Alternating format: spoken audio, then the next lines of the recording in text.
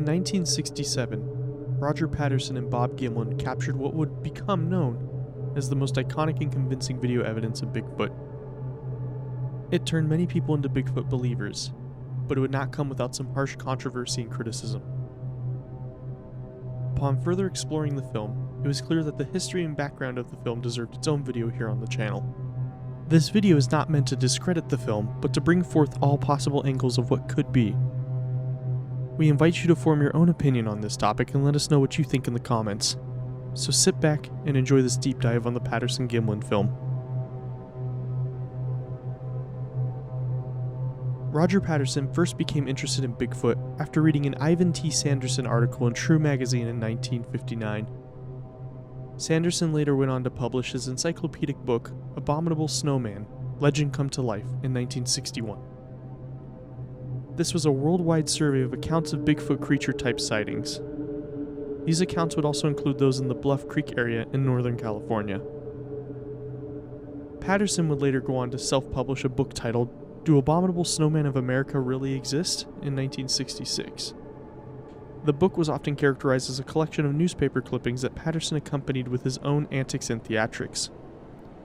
However, this book contains 20 pages of previously unpublished interviews and letters detailing eyewitness accounts of Bigfoot. There were also 17 drawings by Patterson that detailed the encounters that were described in the text. 5 hand-drawn maps, which are often rare for books about Bigfoot, as well as almost 20 photos and illustrations from various other sources were presented as well in Patterson's book. In May of 1967, Patterson began filming a docudrama about cowboys that were being led by an old miner and a wise Indian tracker on the hunt for Bigfoot. This story called for Patterson, his Indian guide, which was Bob Gimlin in a wig, and the cowboys to recall the stories of the 1924 Ape Canyon incident through flashbacks. For actors and cameramen, Patterson enlisted the help of 9 volunteers, which would include Gimlin. The shoot was said to have lasted 3 days. On October 20th, 1967, Patterson and Gimlin were riding upstream on horseback to the northeast while along the east bank of Bluff Creek. At around 1:15 p.m., they came to an overturned tree with a large root system that was almost as high as a room. When they proceeded to venture around the uprooted tree, they spotted a logjam that had been left over from a previous flood in 1964. This is where they would spot the figure. The account states that the figure was crouching beside the creek to their left. Gimlin would later state that he seemed to be in a sense of mild shock after first seeing the figure.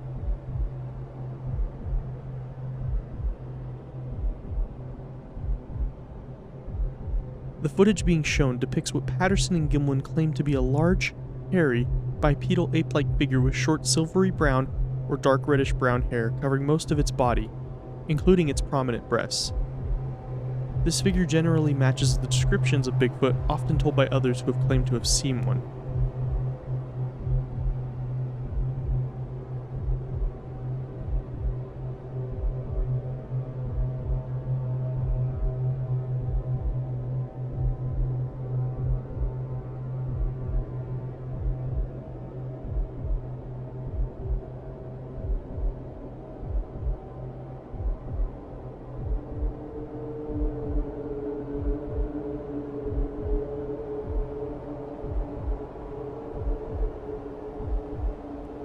Patterson initially estimated that the figure's height was about 6 feet 6 inches to 7 feet tall. He later would raise his estimate to about 7 feet 6 inches tall. Patterson estimated that he was about 25 feet away from the figure at his closest. Patterson also stated that his horse had reared upon seeing the figure and that it took him about 20 seconds to extract himself from the saddle that was controlling his horse. He would then quickly go around to the other side of the horse and get his camera from his saddlebag before being able to run towards the figure with the camera in hand. He yelled to Gimlin, "Cover me," which implied for Gimlin to get his gun out.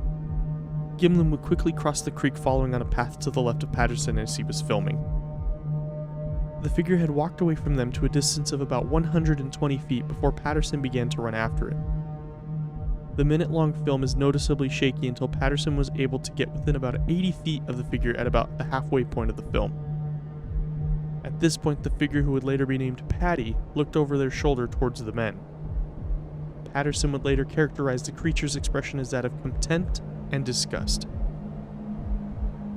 The figure is said to have looked back a total of 3 times, with 2 of those times being before Patterson could start filming.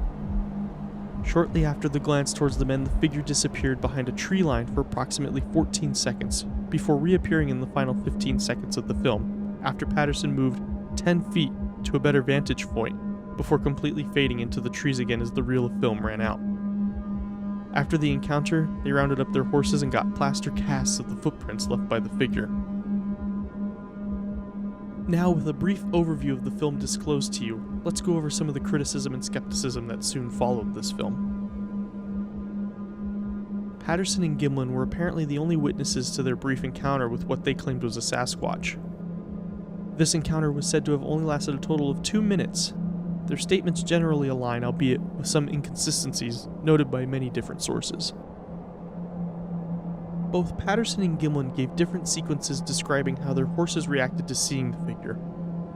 Patterson also seemed to increase the size of the figure with each retelling of the story, adding some discrepancies to his account. This film has been under the microscope of many analysts of amateurs and professionals alike. Many say that the footage is clearly faked, with the figure walking too upright and having too much resemblance to a human in a badly made animal suit.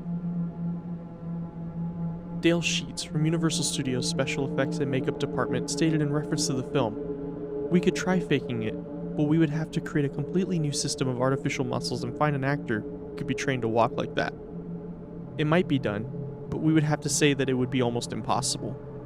A more moderate version of this opinion being, if it is a man in an ape suit, it's a very good one, a job that would take a lot of time and money to produce.